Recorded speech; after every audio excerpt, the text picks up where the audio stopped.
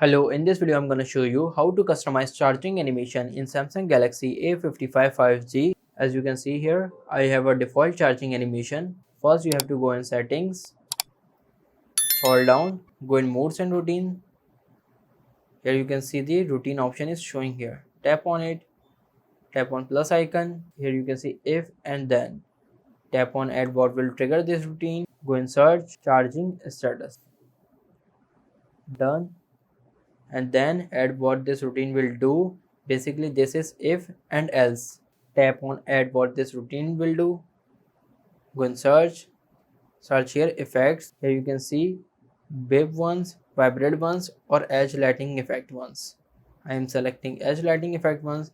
Here you can get two effects like a spotlight, it will come from here, and echo from the borders. I am selecting echo, done, and save. I am saving it by charging, done. If you want to delete this, simply long press it and delete it. Let's check it out. As you can see, it is showing here. If you want to add more charging effect, you can simply add it from third-party application on Play Store. Searching here charging animation. Here you can get multiple applications. Simply install it and activate it. Thank you so much for watching this video. If this video helps you, please like this video and subscribe the channel.